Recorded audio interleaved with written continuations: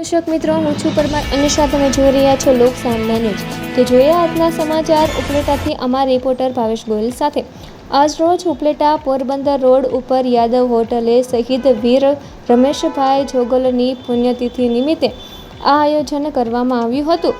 દર વર્ષની જેમ આ વર્ષ બ્લડ ડોનેશન કેમ્પનું આયોજન કરવામાં આવેલ અને અંદાજે ઓછામાં ઓછી 90 થી 100 બોટલ બ્લડ અંદાજ પૂર્ણ કરવામાં આવ્યો અને શ્રી રામ પોરબંદર બ્લડ બેંકમાં જમા કરાવ્યું.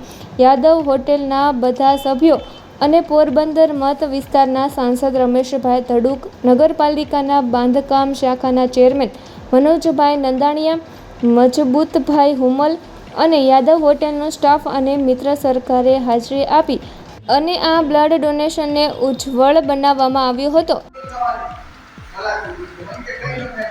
આજરોજ યાદવ હોટલ ખાતે શહીદ વીર આહિર રમેશ જોગલની યાદમાં જે આજે ત્રીજો રક્તદાન કેમ્પ ગોઠવેલ છે એ નિમિત્તે અમે અત્યારે ઓછામાં ઓછી 1 કલાકમાં 45 થી 50 બોટલ રક્ત એકત્ર થઈ ગયું છે.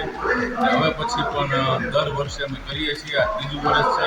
હવે પછી પણ કરતા રહીશું. અંદાજે કેટલી બોટલનો તમારો અંદાજ છે? અંદાજે 100 બોટલનો અંદાજ છે. અત્યારે 45 બોટલ જેવું 1 કલાકમાં થઈ ગયું. કોણ કોણ હાજરીમાં આવ્યા? ઘણા બધા આગેવાનો આવ્યા. તો ફરી મળીશું એક નવા સમાચાર સાથે. ત્યાં સુધી જોતા રહો લોક સામના ન્યૂઝ.